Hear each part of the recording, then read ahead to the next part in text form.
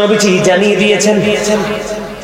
দেখেন দেখেন, মানে সুস্থ থাকার জন্য খাবারের পরিমাণটা আগে আপনাদেরকে বুঝাই দিলাম। এরপরে কোন কোন খাবারটা আপনার জীবনে বেশি প্রয়োজন।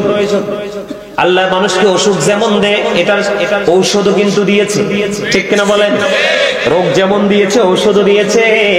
বন্ধু, এর মধ্যে বড় একটা নিয়ামত আমার নবী বলে দিয়েছেন, তোমরা বেশি বেশি করে খেজুর খাও,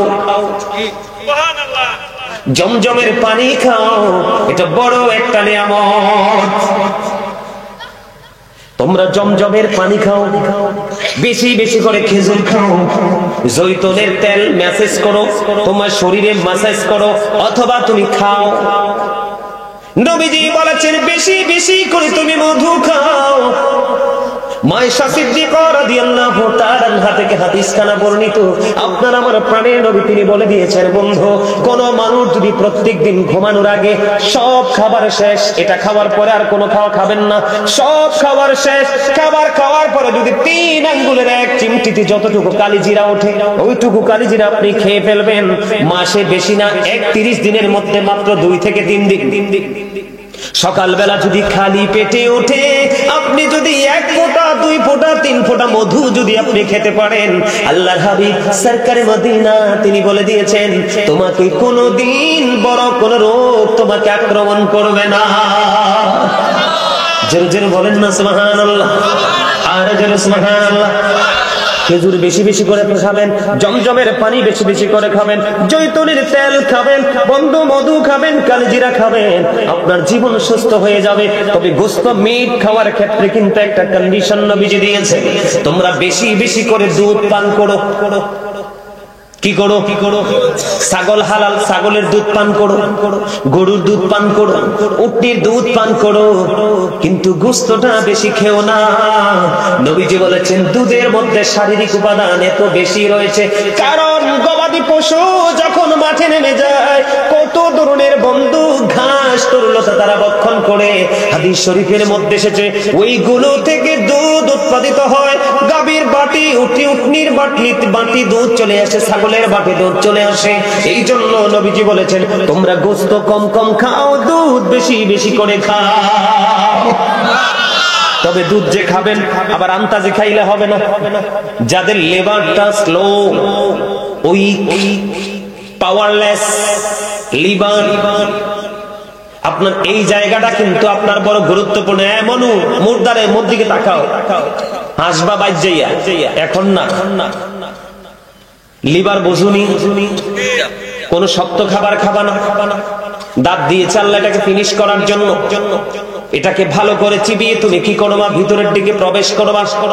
লিভারের কাজ হলো আপনার খাবারটাকে বন্ধ, মেশিন যেইভাবে মরিচ কি গুঁড়া করে ফেলে, হলুদ কি গুঁড়া করে ফেলে, লিভারের কাজ হলো ওই খাবারটাকে বন্ধু একেবারে চিবিয়ে একবারে লিকুইড করে আপনার স্টমাক পর্যন্ত পৌঁছে দেয়। আপনি যখন হিসাবের বাইরে খাবার খাবেন, লিভারের উপর প্রেসার পড়বে। আপনারা হসপিটালে গিয়ে দেখবেন, আমি যদি বলি বন্ধু আপনারা বিশ্বাস নাও করতে পারেন, আপনি এখন হসপিটালে গিয়ে দেখবেন ম্যাক্সিমাম মানুষের পেটি লিভার। কথা বলেন না কেন? আর ধরে বলেন ঠিক না ঠিক? এখানে কারণ কয়েকটা। একদিকে হলো বন্ধু খাবার অনেক বেশি খাওয়া, আর একদিকে হলো আগের যুগে আমার চাচা যারা আছেন, আমরাও ছোট থাকতে দেখছি হাডুডু খেলে না, কুস্তি খেলে নাই, দাড়িবান্ধা খেলে নাই, খেলছে কিনা? এই খেলাগুলো আসিল কিনা? আপনি চাচা বলেন, আপনারা বলেন, ওই যুগের মানুষ বেশি সুস্থ ছিল না এই যুগের?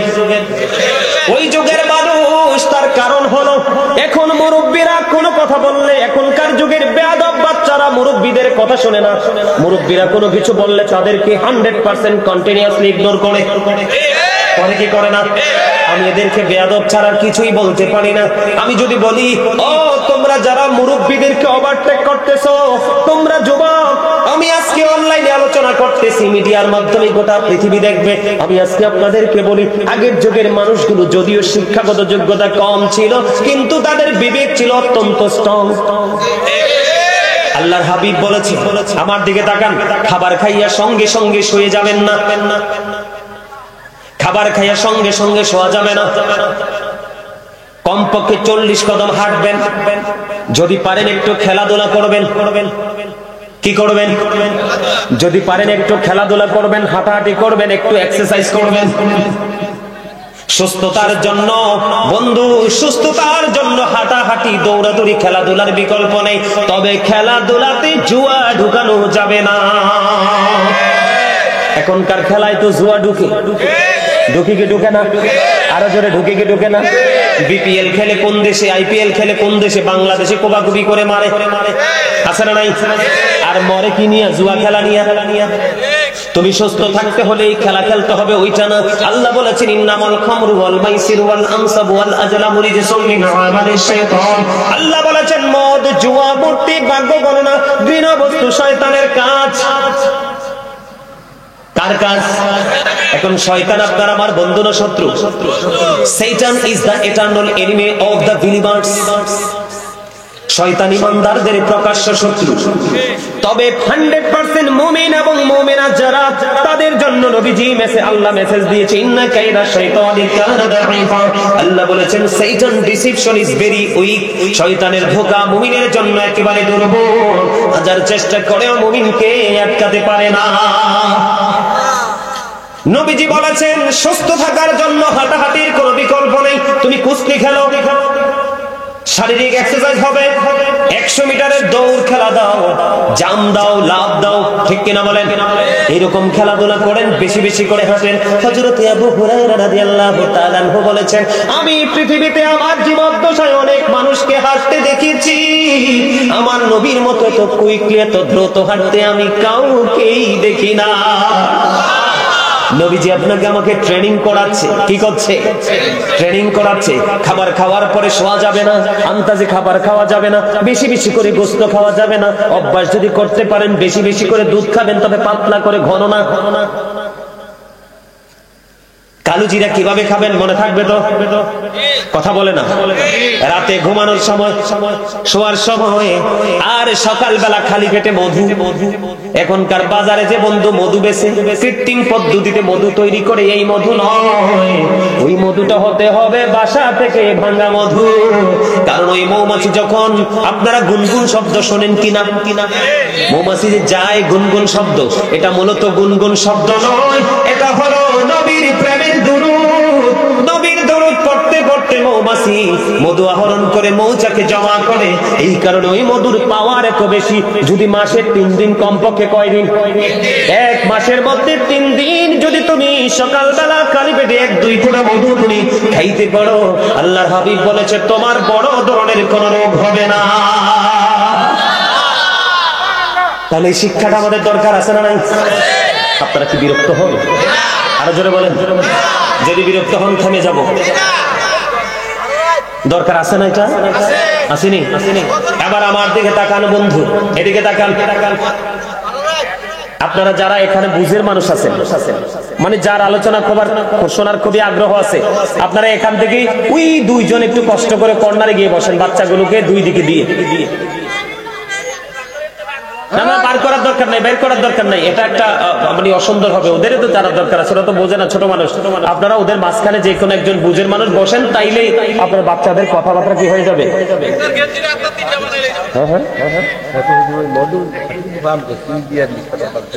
কথা বলি না, আমার দিকে তাকান। এই যে ওরা দায়িত্ব নিচ্ছে, এদিকে তাকান। আমার আলোচনা না হয় শেষ করতে পারবো না তো। এই আমার দিকে তাকান, আমি কি বলতে চাই। বন্ধু, খাবারের ক্ষেত্রে এই আপনাকে প্রক্রিয়াটা অবলম্বন করতে হবে। সুস্থ থাকার জন্য আপনাকে আরেকটা কাজ করতে হবে। সেই কাজটা হলে, এদিকে তাকান, এই আমার দিকে তাকান। মানুষ অসুস্থ হয় কেন? এদিকে তাকান। চা খাওয়ার সময় পানিতে ফু দেন না? কথা কয় না। আবার গরম ভাত দিলে ফু দেন না? আবার খাবার খাওয়ার সময় প্লেটটা কাছে নিয়ে নাকের নিঃশ্বাস আসে কি আসে না? এই সমস্ত ফু, নাকের নিঃশ্বাস সুস্থ থাকতে হলে কি কথা মনে আসে আমি বুঝি না।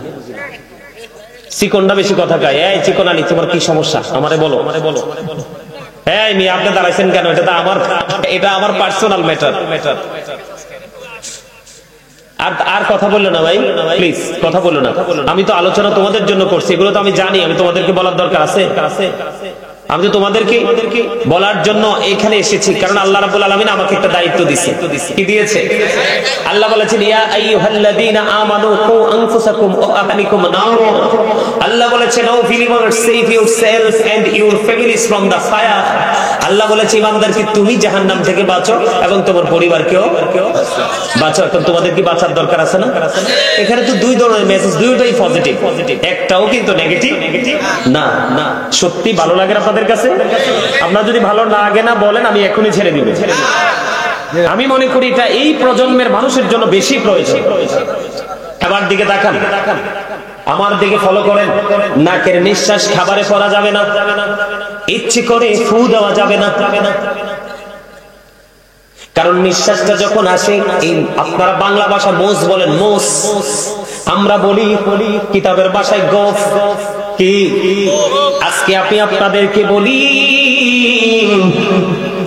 বন্ধু, আল্লাহর হাবিব বলেছে তোমরা দাড়িকে ছেড়ে দাও, এটাকে ফিনিশ করে দাও। আমরা এটাকে ফিনিশ করি, এটাকে দাঁড় করাই, ঠিক কিনা বলেন? আমরা অসুস্থ হব না তো কে হবে? আল্লাহর হাবিব বলেছেন আমার দিকে তাকান, লজ্জা নয়। আপনার শরীরের যে গোপন অঙ্গের যে পশমগুলো, আল্লাহর হাবিব বলেছে তোমরা সুস্থ থাকতে হলে এগুলো ক্লিয়ার করতে হবে, পরিষ্কার করে ফেলতে হবে। এর মধ্যে মানুষের অন্যতম হলো এই গোঁফ। এটা কখনোই বড় রাখা যাবে না। এটা তোমরা কেচি দিয়ে সুন্দর করে একেবারে ঠোঁটের সাথে মিশিয়ে রাখো। রাসূল বলেছেন কারণ এখান থেকে রোগ সৃষ্টি হয়। আর ফুয়ের কথা যে বললাম, নিঃশ্বাসের কথা বললাম, সকল রোগের, মানুষের সকল রোগের কেন্দ্রবিন্দু হলো স্টমাক, পাকস্থলী। কথা বুঝেননি আমার? সকল রোগের কেন্দ্রবিন্দু হলো পাকস্থলী, স্টমাক। আপনার যখন নিঃশ্বাস বের হয় ভিতর থেকে আসে, ফু যখন দেন ভিতর থেকে আসে। এই জন্য কোনোভাবেই ফু দিয়ে কোনো খাওয়া যাবে না, এটার মধ্যে বিমার আছে। আল্লাহর হাবিব বলেছেন এইগুলো থেকে তোমাকে কি থাকতে হবে?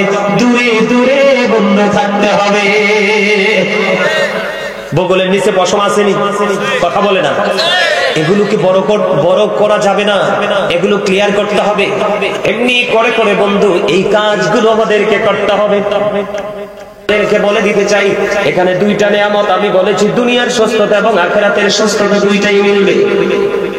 এখনকার যুগের মানুষ দেখবেন ম্যাক্সিমাম মানুষ বন্ধু, শহর গ্রাম সব জায়গায় ম্যাক্সিমাম মানুষ আপনারা দেখতে পাবেন তারা কি করে রাত্র 12টা 1টায় ঘুমায়। সকালে কোনো ফজর নামাজের খবর থাকে না, সকলে তারা ফজরের নামাজ বন্ধু তারা পড়ে না। তারা রাত্র 9 সকাল 9টা 10টায় ঘুম থেকে ওঠে। আছে না নাই? বন্ধুরে আমার নবী হাদিস শরীফের মধ্যে এসেছে, আমার রাসূল বলেছে তোমরা সুবহে সাদিকের পর থেকে সূর্যাস্ত পর্যন্ত আর ঘুমায়ো না। এই সময়টার মধ্যে বান্দার জন্য রিজিক বন্টন করা হয়, ওই সময় তোমরা রিজিকের জন্য অপেক্ষা করো। এখানে সবচেয়ে বড় বোঝার বিষয় হলো সুস্থতার জন্য যে জিনিসটা বেশি প্রয়োজন। বন্ধুরে আমার, আল্লাহর হাবিব তিনি বলে দিয়েছেন মা খাতুনি জান্নাত ফাতেমা তিনি বলতেছেন আমার নবী আমার বাবা আমার কাছে সকালবেলা চলে আসলেন, এসে বললেন মা গো উঠে যান সকালবেলা ঘুমানো যাবে না। ইয়া রাসূলুল্লাহ, বাবা গো কেন ঘুমানো যাবে না? আমার নবীজি বললেন সকালে সুবহে সাদিক থেকে সূর্য উদয় হওয়া পর্যন্ত আল্লাহ রাব্বুল আলামিন বান্দার জন্য রিজিক বন্টন করে। তোমরা এই রিজিকের জন্য তোমরা কি করো? অপেক্ষা করো। সুবহানাল্লাহ বলেন না? এর মধ্যে সুস্থ থাকা এটা হলো বন্ধু এক ধরনের নিয়ামত, আখিরাতের পুঁজি, ফজরের নামাজটা। কারণ ফজরের নামাজটা পড়ার পরে এরপরে বন্ধু আপনি ঘুমাইলেন না, সুবহে সাদিক থেকে সূর্য উদয় পর্যন্ত বসে থাকলেন। সূর্য উদয় হলো মুসল্লায় বসে থাকলেন, মুসল্লায় বসে বসে আপনি তাসবিহ জপলেন, আপনি কোরআন তেলাওয়াত করলেন, জিকির করলেন, যেটা মন চায় বন্ধু সেটা আপনি করে দিলেন। করতে করতে সূর্য উঠে গেল, ওঠার পরে আপনি ইশরাকের নামাজটা পড়ে নিলেন। সুবহানাল্লাহ বলেন না? আর জোরে বলেন। ইশরাকের নামাজ যখন বন্ধু আপনি পড়ে নেবেন, আল্লাহর হাবিব সরকারে মদিনা তিনি বলে দিয়েছেন তুমি যখন এই ইশরাকের নামাজ পড়বে তোমার আমলনামায় একটা উমরা এবং একটা বড় হজের সওয়াব তোমার আমলনামায় দেওয়া হবে। এখানে দুনিয়ার নিয়ামতটা কোনটা? এই যে আপনি বললেন সকালে ঘুম থেকে ওঠা, নামাজ কিন্তু একটা শারীরিক ইবাদত। এর মধ্যে বড় নিয়ামত হলো বন্ধু সকালবেলা সর্বপ্রথম যখন সূর্যটা ওঠে, আপনি যখন ফজরের নামাজ পড়ে কিছু সময় যখন রোদ্রের তাপ আপনার গায়ে লাগাইতে পারেন, তখন এই সকালবেলা ভোর সকাল 5 টাইমে সূর্য ওঠার সঙ্গে সঙ্গে যখন বন্ধু সূর্যের কিরণটা আপনার গায়ে লাগে, আপনার শরীরে কখনো ভিটামিন ডি এর কোনোদিন ঘাটতি হবে না। আর জোরে বলেন না সুবহানাল্লাহ। এইদিকে বন্ধু, এইদিকে কি হয়ে গেল? ফজর আদায় হয়ে গেল, ফজরের পর ইশরাকও আদায় হয়ে গেল। এই দিক দিয়ে সকালবেলা বের হয়ে হেঁটে হেঁটে আপনি একটু কোথায় গেলেন? সূর্যের আলোতে গেলেন, ভিটামিন ডি আপনি সংগ্রহ করে নিয়ে আসলেন। আর হাতে আরেকটা হাদিস শরীফের মধ্যে এসেছে, আপনার আমার প্রাণের নবী জানিয়ে দিয়েছে, আপনি এশারের নামাজও পড়লেন জামাতে, ফজরের নামাজও পড়লেন জামাতে, পুরো গ্যাপ সময়টা আপনার ইবাদতের মধ্যে ঢুকে গেল। লাভ কি দুই জাহানের হইল কিনা? দুই জাহানের লাভ হইল কিনা? আপনি ফজর বেলায় বন্ধ উঠলেন, এখানে আমি সুস্থ থাকার জন্য আপনাদেরকে আরেকটা মেডিসিন দিতে চাই। সেই মেডিসিনটা হলো কি বন্ধু? মেসওয়াক। দুর্গন্ধের কারণে কিন্তু মানুষ কি হয়ে যায়? অসুস্থ হয়ে যায়, হয় কি হয় না? আপনি দেখবেন আমাদের মধ্যে এখনকার মানুষ, ম্যাক্সিমাম মানুষের মুখ থেকে গন্ধ বের হয়, মুখের দিকে মুখটা রেখে বন্ধ কথা বলতে পারে না, পারেনি, কথা বলতে পারে না, কথা বলার সুযোগ থাকে না, কথা বলতে পারে না। এই জন্য আল্লাহর হাবিব তিনি বলে দিয়েছেন, তোমরা বেশি বেশি করে মেসওয়াক করো, কারণ মেসওয়াক যখন করবা দুর্গন্ধ দূর হয়ে যাবে, আর দুর্গন্ধ দূর হয়ে গেলে মানুষ সুস্থ হয়ে যাবে। এটা সুস্থ থাকার আরেকটা অপশন হলো বন্ধু এইটা। আল্লাহর হাবিব আরো বলেছেন, আমার উম্মতের জন্য কষ্ট হবে, আমার উম্মতের জন্য যদি কষ্ট না হতো, আমি প্রত্যেকটা নামাজের পূর্বে বলতাম তোমরা মেসওয়াক করে নামাজে দাঁড়াও। সুবহানাল্লাহ। একদিকে মুখের দুর্গন্ধ হলো, কি হলো? একদিকে মুখের দুর্গন্ধ দূর হয়ে গেল, আরেকদিকে মেসওয়াক করে নবীর নির্দেশ মান্য হয়ে গেল। লাভ আছে না? একটা একটা করে মনে রাখবেন, সুস্থ থাকতে হলে বন্ধু ফজরের সময় উঠতে হবে। আপনি যদি মনে করেন না হুজুর আমি ফজরের সময় উঠবো না, তার আগে উঠবো, সুবহে সাদেকের আগে, সুবহে কাযিবের সময় আমি উঠবো, তাহলে আপনার জন্য আরো বেশি পজিটিভ নিয়ামত যুক্ত হয়ে যাবে কাল হাসরের ময়দানে। বন্ধু আল্লাহ রাব্বুল আলামিন আহ্বানকারী আহ্বান করতে থাকবে, আহ্বানকারী আহ্বান করতে থাকবে, যে যারা ওই যে গভীর রজনীতে নামাজ পড়েছো তোমরা দাঁড়াও। অল্প কিছু মানুষ দাঁড়াবে, গভীর রজনীর নামাজ হলো তাহাজ্জুদের নামাজ। হাদিস শরীফের মধ্যে এসেছে, অল্প কিছু মানুষ যখন দাঁড়াবে তখন আহ্বানকারী আহ্বান করতে থাকবে, ওই যারা দাঁড়াবে তারা সংখ্যায় খুবই কম হবে। আল্লাহ রাব্বুল আলামিন তাদেরকে অর্ডার করবে তোমরা জান্নাতে চলে যাও। তবে মজার বিষয় হলো তাদের অর্ডার হবে বিনা হিসাবে, তারা জান্নাতি হয়ে যাবে। আল্লাহর হাবিব বলে দিয়েছেন তারা বিনা হিসাবে জান্নাতে চলে যাবে।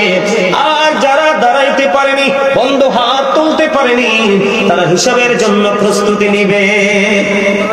আমি আপনাদেরকে বলি, হযরতে দাউদ আলাইহিস সালাম, হযরতে সুলাইমান আলাইহিস সালামের বাবা, আল্লাহর কাছে সবচেয়ে বেশি প্রিয় নামাজ, সবচেয়ে বেশি প্রিয় নামাজ হলো আল্লাহ রাব্বুল আলামিনের কাছে দাউদ আলাইহিস সালামের নামাজ। কারণ তিনি রাত্র 1/6 সময় তিনি ঘুমাতেন। জোরে জোরে আল্লাহু আকবার। বন্ধুরে আমার, এবার আমার দিকে তাকান। আমাদের রোগের রোগ হওয়ার আরেকটা কারণ হলো, এখানে দুইটা মেসেজ আপনারা পেয়ে যাবেন বন্ধু। এর মধ্যে একটা হলো খাবার। এখন বর্তমানে যে দেশটার নাম হলো ইরান, এটার একটা সময় নাম ছিল বন্ধু পারস্য। পারস্য থেকে একজন চিকিৎসক আসলেন আমাদের আরবে। পারস্য থেকে একজন চিকিৎসক আসলেন, 2 বছর পর্যন্ত আরবে দেশে কাটাইলেন।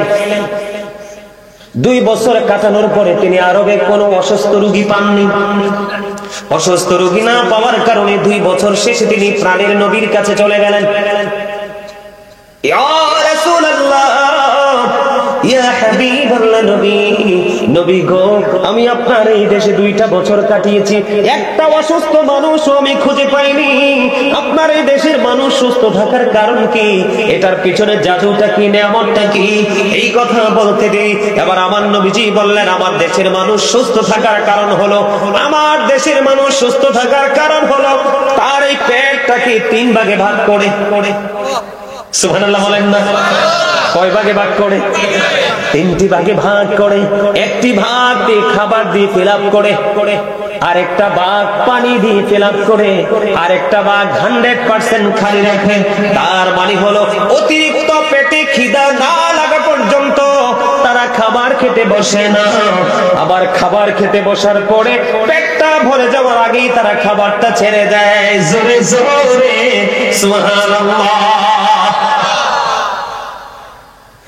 রাসূল বলেছেন কাফের খায় 7 পেটে। কাফের খায় কয় পেটে? রাসূল বলেছেন কাফেররা খায় 7 পেটে, আর মুমিনরা খায় মাত্র 1 পেটে। সুবহানাল্লাহ বলেন না? তাহলে আপনাদেরকে কি করতে হবে? এখনই চা, এখনই কফি, এখনই গলা পর্যন্ত খাবার, এত খাবার খাওয়া যাবে না। বুঝে নিছেননি? আমার কথা বুঝতে পারছেননি আপনারা? পেটটাকে নিজে নিজে 3 ভাগ করবেন। কয় ভাগ? মাত্র একটা ভাগ আপনি খাবারে পুরাবেন, আরেকটা ভাগ আপনি পানি দিয়ে ফিল আপ করবেন। এই তোমরা আসো, বসো, এদিকে আসো, এদিকে, এই সামনে আসো। দেখতে তো মনে হয় হাফেজ সাহেব, এদিকে আসেন। এত দামি মানুষ আইছে, এইভাবে দাঁড়ায় থাকলে হয়? আসেন, আপনার সামনে আসেন। এদিক দিয়ে, এদিক দিয়ে, এদিক দিয়ে, আমার সামনে। মনু জলদি করে চললাইও, মোট দাঁড়ে এককালে দাঁড়ে চললাইও। তোমরা হাসতেও পারলা না। সুস্থ থাকার জন্য হাসিও প্রয়োজন। রাসূল বলেছে আমি না। সুবহানাল্লাহ বলেন না? আরে আরো জোরে, আরো জোরে। লবণ ছাড়া খাবার, খাবারে লবণ না দিলে মজা হয়? কথা কোন হয়? হয় না? খাবারে লবণ না দিলে যেমনি মজা হয় না, ঠিক তেমনি ভাবে বন্ধু, ঈমান যদি টেকসই না হয়, প্রেম যদি শক্ত না হয়, কখনো আপনার কাছে আমলও মজা লাগবে না। বুঝে নিতে হবে মূল কোথায়। আল্লাহর হাবিব আরো বলে দিয়েছেন, দুর্বল ঈমানদারের চাইতে শক্তিশালী ঈমানদার আল্লাহর কাছে বেশি পছন্দ। কি কথা বুঝেন না? আপনাদের কাছে ভালো লাগে? এই ওয়াজটার কি দরকার না? আপনারা তো সবসময় কমন বিষয় আলোচনা শুনেন, আজকে একটু আনকমন বিষয় আলোচনা করার জন্য নিয়ে আসছি। কারণ যে আমারে দাওয়াত দিয়েছে তার নামও সুলাইমান। তার সাহস কত, তুই ফোনটা দিয়ে ভাই পেয়ে ডাক মারে, আবার মিথা পেয়ে ডাক মারে। আমাকে তার সাহস তো মন্দ না। তো কি করব? তার এই সম্মান, তার এই ভালোবাসাকে আমি মূল্যায়ন করে আপনাদের কাছে এসেছি এবং আপনাদেরকে একটা নিয়ামত উপহার দিয়ে যেতে চাই। নিবেন তো? এটা আপনার আমার, এটা যদি আজকে যদি আপনি কাউন্ট করে রাখতে পারেন, এটা আপনার আমার দুনিয়া এবং আখিরাত দুটোকে নিয়ামতে পরিপূর্ণ করে দিল। সুবহানাল্লাহ বলেন না? আল্লাহর কাছে কোন ঈমানদার বেশি পছন্দে? যেটা শক্তিশালী। দুর্বল যেটা, এটা আল্লাহর কাছে কম পছন্দে। কারণ শক্তিশালী ঈমানদার দিয়ে শক্তিধর কাজ হয়, পাওয়ারফুল কাজ হয়। এই জন্য আল্লাহর হাবিব বলেছেন, অনেক বেশি অল্প খাবার তোমরা খেও না, আবার অনেক বেশি খাবারও তোমরা খেও না। 3 ভাগে ভাগ করো পেটটাকে। কয় ভাগে? একটা ভাগ তুমি খাবার দিয়ে পোড়াও, আরেকটা ভাগ তুমি পানি দিয়ে পোড়াও, আরেকটা ভাগ তুমি খালি রাখো। এইভাবে যদি তুমি প্রতিনিয়ত চলতে পারো, তাহলে তোমার জীবনে সুস্থতা বেশি থাকবে। আমি আপনাদেরকে একটা এক্সাম্পল দেই। যদিও বন্ধু ব্রিটিশ রানী 2য় এলিজাবেথ তিনি একজন বেঈমান ছিলেন। আপনাদেরকে বলি, অনলাইনে আপনারা চার্জ দিয়ে দেখবেন আমার কথা যদি মিথ্যে হয়। ও বন্ধু, লন্ডন, ব্রিটেন, ইংল্যান্ডের যে প্রধানমন্ত্রী আরো বেশ কয়েক মাস আগে মারা গেছে, প্রায় মনে বছর খানিক হবে। ব্রিটিশ রানী 2য় এলিজাবেথ যখন তিনি ইন্তেকাল করলো, ওনার দেশের যারা ডক্টর ছিলেন, অবজারভেশন যারা করেন, অ্যাস্ট্রোনমার যারা ছিলেন, তারা ওনাকে নিয়ে বন্ধু গবেষণা শুরু করলো। উনি তো ব্রিটিশ রানী ছিলেন। রানীর এত লম্বা সময়, এত লম্বা ক্যারিয়ারে রানী কিন্তু ডাক্তারের কাছে যেতে হয়নি, হসপিটালে ভর্তি হতে হয়নি। তখন তারা চুলচেরা বিশ্লেষণ শুরু করলো রানীকে নিয়ে। আপনারা দেখেন আমরা কতটা লজ্জিত, কতটা অপমানিত, কতটা বেহায়া মানুষ। মানুষ আমরা মুসলমান, নবীকে আমরা নিজেকে মুসলমান দাবি করি, নিজেদেরকে ইমানদার দাবি করি।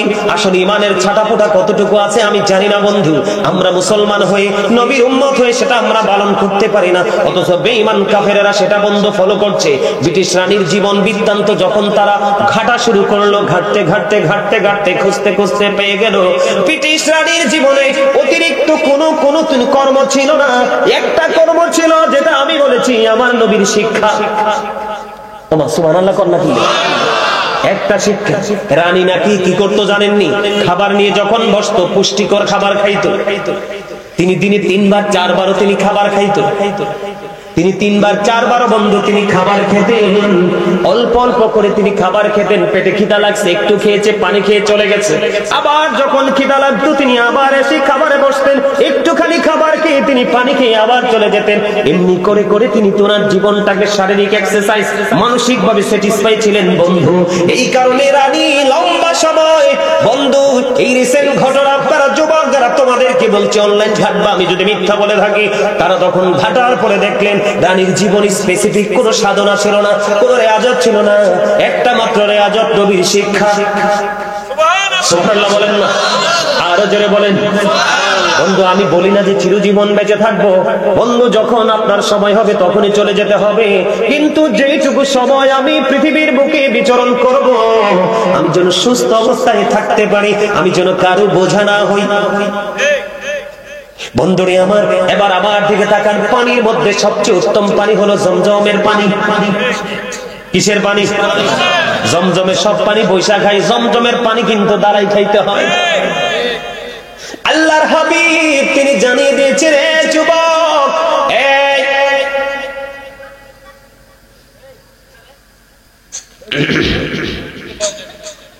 না যাইবো যাইবো করান যাইবো, আমি দুটোটারে চিন্তা রাখছি। আমি কিন্তু এবার আঙ্গুল দিছি, নেক্সট টাইম কিন্তু বলবো ইউ স্ট্যান্ড আপ। মনু এককালে দাঁড়াইয়ে যা। আরে তোমরা এখনো হাসতে পারলা না মিয়া? হাসো হাসো, চাই দাঁত দিই, দাঁত দাঁত দাঁত। এই মিয়া আইতে আছি ওয়াজ, এটা হাসির ওয়াজ করবো। হাসি মানুষের জীবনে কত বেশি প্রয়োজন, কতটা ইম্পর্টেন্ট সেটা আমি আলোচনা করবো আজকে, একটু করে করে আসছি।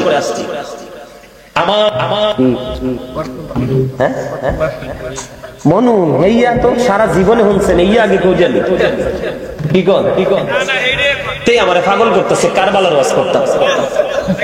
আচ্ছা কারবালার ওয়াজটা এটা আমাদের জীবনে কি আমরা শুনতেছি না? আমি তো তারে বলছি যে আমি তোরে কারবালার ওয়াজ শোনাবো, কিন্তু এই বিষয়টাকে শেষ করি না। হ্যাঁ, ইমাম হুসাইন শহীদ হয়েছে, এগুলো তো আমরা সবাই জানি, জানি কি জানি না?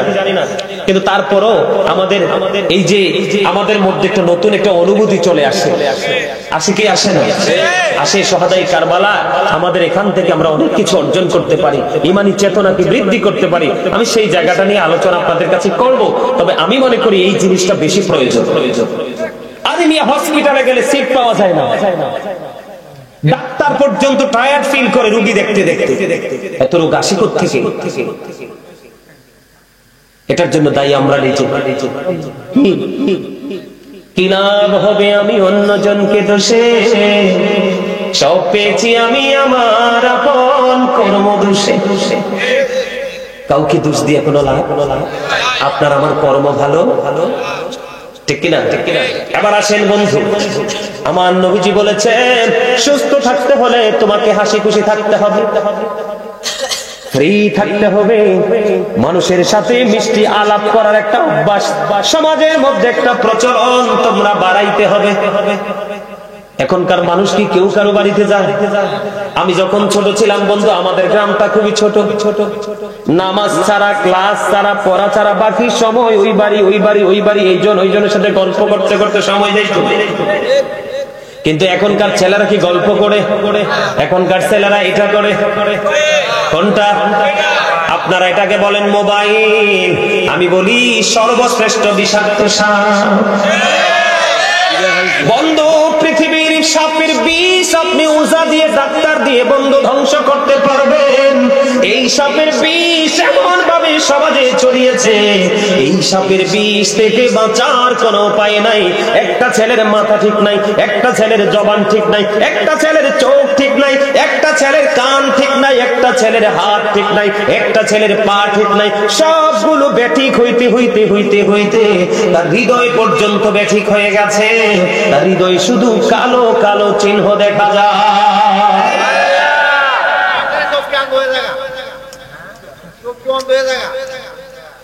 এই যে চাচা যে কথা বলছে হাসি দিয়ে উড়াইবার মতো না, কিন্তু আপনারা দেখবেন এখনো আমি যদি চশমাটা সত্যিকার অর্থে বলি, আল্লাহি বন্ধু আমি সত্যি করতে যদি বলি, আমি কিন্তু আগে ওয়াজে চশমা পড়তাম না, এখন আমি চশমা পরি। আমার কিছু ভক্ত আছে তারা মানতে নারাজ, হুজুর চশমাটা না দিলে সুন্দর দেখায় না, আরো বেশি সুন্দর লাগে। আসলে বন্ধু চোখে কোনো সমস্যা নেই, আমাদের বয়স কিন্তু কম হয়নি, চুলদারি গুলো পাইকা গেছে, এখনো চোখের পাওয়ার কিন্তু যথেষ্ট আছে, ওই পর্যন্ত সব বলতে পারবো বন্ধু কি হচ্ছে না হচ্ছে। কিন্তু দুঃখজনক হলেও সত্য, আপনার আমার ভাই বাবা ভাতিজা সন্তান ছোট্ট ছোট্ট চোখ কানা, কথা বলেন না কেন? একটা মাত্র কারণ, সেইটা হলো এইটা চাইয়া থাকতে এই পাওয়ার কি গিলে খায়। আপনি মোবাইল থেকে দূরে যান, দেখবেন আপনি কত রিল্যাক্স ফিল করতেছেন। বন্ধুরে আমার, ওই যে আমি একটু আগে হাসি খুশির কথা বললাম, আল্লাহর হাবিব বলেছে তোমরা যদি সুস্থ থাকতে চাও বেশি বেশি করে তোমরা হাসি খুশি থাকো, ফ্রি মোডে একজন আরেকজনের সাথে হাসি খুশি ভাবে চলতে শিখো। কারণ আপনি যখন বন্ধু অনেক বেশি কি থাকবেন, আপনার মধ্যে অনেক রিজার্ভ থাকবেন, রাগান্বিত থাকবেন, তখন এই রাগ নাকি আল্লাহর হাবিব বলেছেন এই রাগ নাকি মানুষের হার্টকে কি করে অ্যাটাক করে। আল্লাহর নবী সরকারে মদিনা তিনি বলেছেন যিনি কুস্তি খেলায় জিতে উনি শক্তিশালী নয়, যিনি তার রাগকে কন্ট্রোল করতে পারে তিনি হলেন শ্রেষ্ঠ শক্তিশালী। কি আপনি দেখবেন গায়ের জোরের থেকে কৌশলের জোর বড় না গায়ের জোর বড়? কৌশলের জোর বড়। সুস্থ থাকার জন্য সবচেয়ে বড় কৌশল হলো রাগকে কন্ট্রোলিং এ নিয়ে আসা। আল্লাহর হাবিব বলেছেন যদি তোমার অনেক বেশি রাগ হয় তুমি বসে যাও, তারপরেও যদি কন্ট্রোল করতে না পারো তুমি শুয়ে যাও। ফ্রি থাকতে চেষ্টা করো, ফ্রি যত বেশি থাকবা তুমি, হাসি খুশি যত বেশি থাকবা, তোমার সুস্থতার মান তত বেশি ভালো থাকবে, হার্টে কোনো প্রবলেম হবে না, প্রেসার আসবে না। আল্লাহর হাবিব তিনি জানিয়ে দিয়েছেন বন্ধু এইভাবে তোমরা জীবন যাপন করো। হিংসা থেকে, আত্মগরিমা থেকে, অহংকার থেকে, একদম রিজার্ভ মোড থেকে তোমরা বের হয়ে এসো, হাসি খুশি থাকো।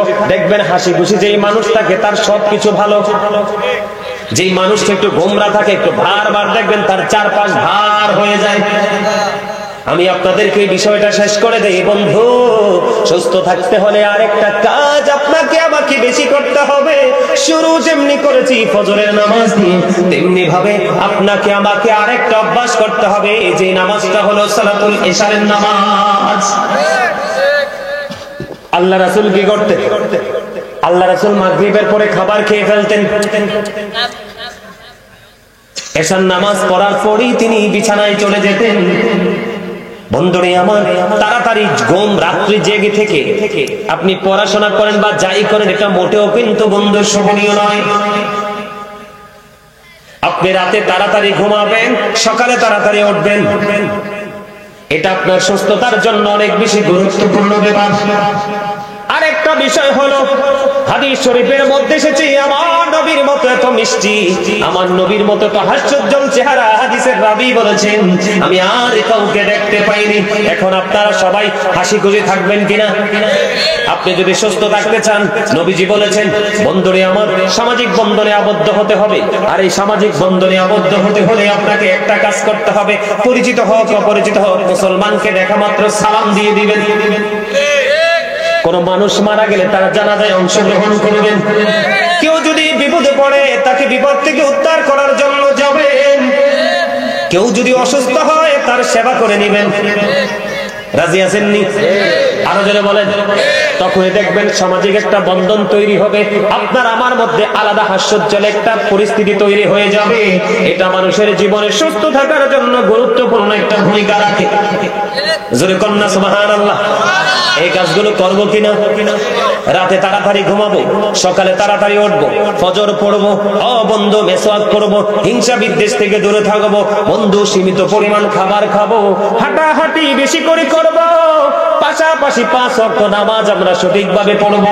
কারণ নামাজ হলো শারীরিক একটা বড় ইবাদত। যাদের মাজায় ব্যথা, আজকে বলি, যাদের মাজায় ব্যথা, হাঁটুর ব্যথা, একটানা 40 দিন আপনি কি করবেন? দাঁড়িয়ে বসে নামাজের সিস্টেম অনুযায়ী নামাজ পড়ে নেবেন, দেখবেন আপনার ব্যথা চলে যাবে। কথা কি বুঝতে পারছেন?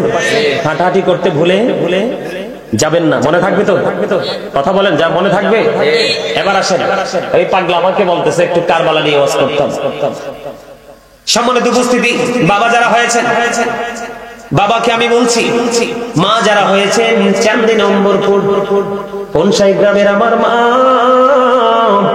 মা গো হৃদয় খুলে শোনো, আমি আমার বোনদেরকে বলছি, বোন হৃদয় খুলে শোনো, আজকে যারা আমার এই জান্নাতের বাগানে উপস্থিত হয়েছো, যুবক বন্ধু তোমাদেরকে বলছি, তোমরাও শোনো, তোমরা অতটা ছোট না, অতটা বিবেকহীন নও, কাল বাদে পরশু তোমরাও বাবা হবে। আজকে তুমি যে বাবাকে, মাকে, মায়ের হুকুম অমান্য করে যে কষ্ট দিয়েছো, আগামী কালকে সেই কষ্টটা ডাবল রূপে তুমি রিটার্ন পাবে। মনে রাখবা, আমি আজকে এখানে বলে গেলাম, বেঁচে থাকবো বা মরে যাবো জানি না, দেখা হবে কিনা সেটাও জানি না। মনে রাখবা, বলে হুজুর এখানে আসবেন কেন? তার কারণ হলো আল্লাহর হাবিব সরকারে মদিনা তিনি জানিয়ে দিয়েছেন, বাবা মা যারা হয়েছেন তাদেরকে আল্লাহর হাবিব বলে দিয়েছেন, আদিবু আওলাদাকুম আলা তালাতি কিসানিন হুব্বি নবীকুম ওয়া হুব্বি আহলি বাইতিহি ওয়া আলা কিরাতিল কুরআন। আল্লাহর হাবিব তিনি জানিয়ে দিয়েছেন, তোমরা তোমাদের সন্তানদেরকে 3টি বিষয় শেখাও।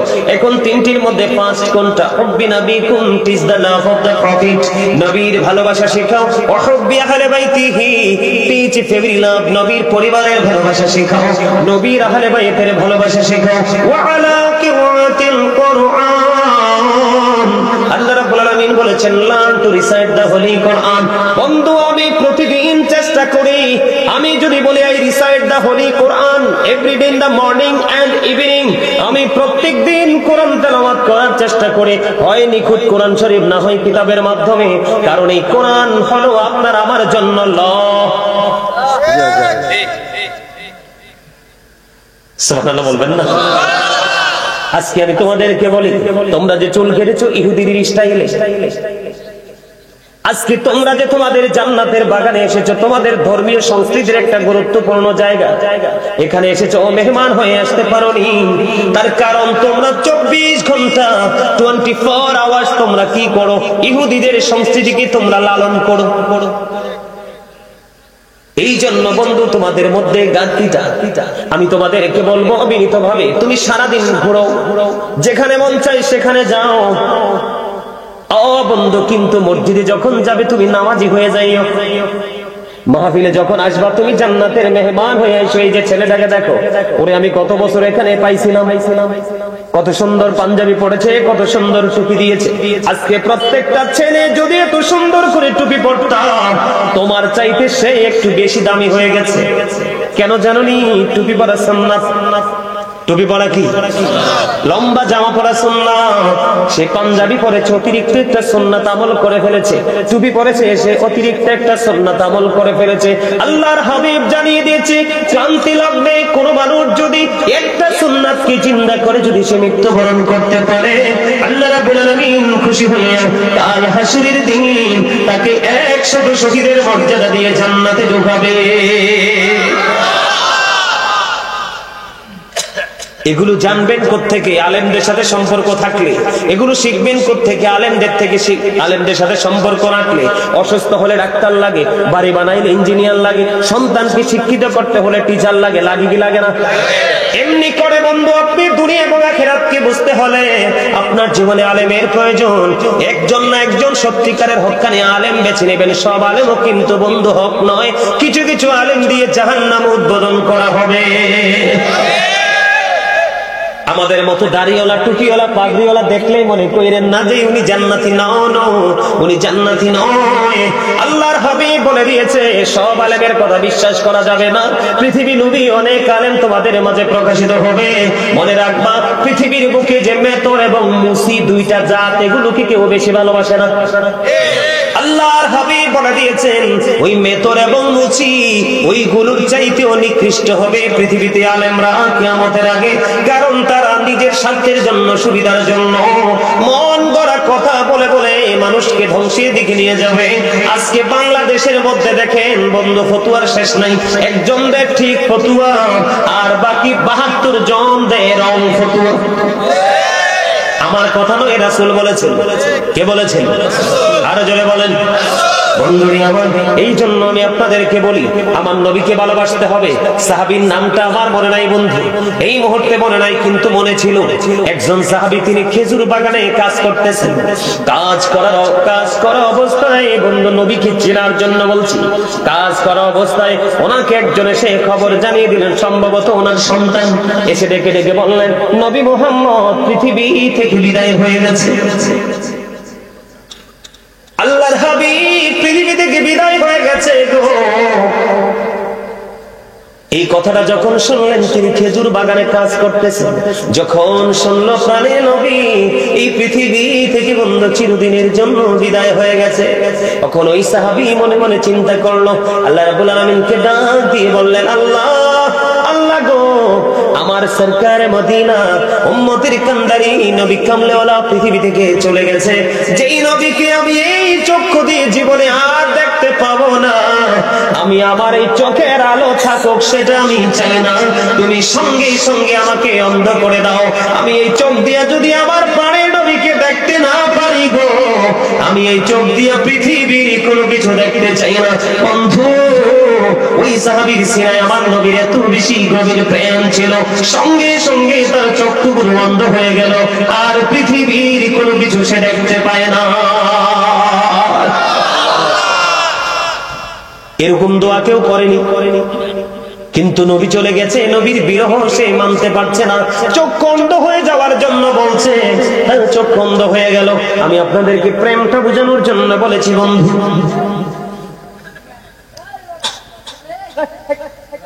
ওই ধরনের প্রেম আমরা আমাদের সিনায় ঢুকাতে চাই কি চাই না?